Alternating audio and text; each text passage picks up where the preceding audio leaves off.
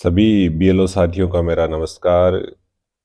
जैसा कि हमें निर्देश मिला है कि हमारा जो गरुड़ा ऐप है उसके माध्यम से हमें पीडब्ल्यूडी की एंट्री करनी है। पीडब्ल्यूडी का मतलब पर्सन विद डिसेबिलिटी, यानी अपने बूथ के अंदर ऐसे लोग जो दिव्यांग है किसी भी प्रकार से, चाहे वो विकलांग है, उन सब की एंट्री हमें गरुड़ा ऐप के माध्यम से करनी है। तो इसके लिए सबसे पहले आपको अपने गरुड़ा ऐप को ओपन करना है। गरुड़ा ऐप ओपन करने के साथ में देख लीजिए कि आपका जो वर्जन है वो लेटेस्ट वर्जन है या नहीं है।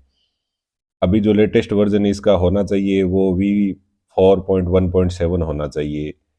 उसके बाद में आपको जो पीडब्ल्यूडी की एंट्री करनी है उसके लिए आपको यहाँ न्यू फार्म में जाओगे तो न्यू फार्म में आपको फॉर्म 8 मिलेगा।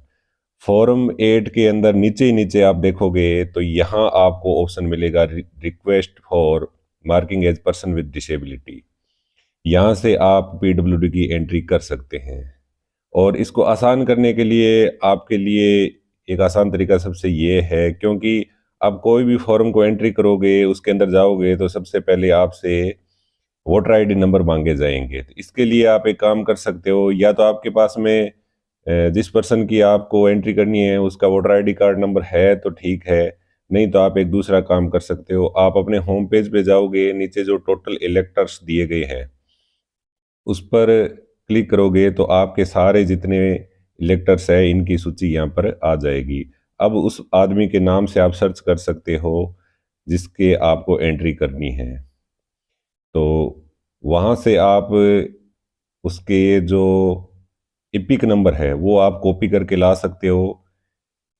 इपिक नंबर कॉपी करने के बाद में वापस हम न्यू फार्म में आ जाएंगे। न्यू फार्म फॉर्म 8 के अंदर नीचे नीचे जो ऑप्शन है पर्सन विद डिसेबिलिटी का, उसके अंदर और पहला ऑप्शन है जो यस आई है वोटर आईडी नंबर, इसी के अंदर जाना है, नेक्स्ट करना है और यहाँ पर जो हम कॉपी करके लाए थे वो हमें पेस्ट करने हैं।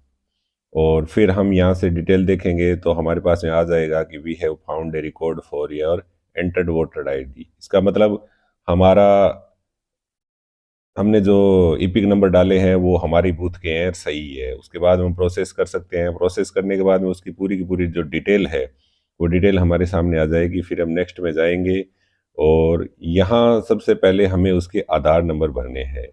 आधार नंबर हमारे पास में होने ज़रूरी है।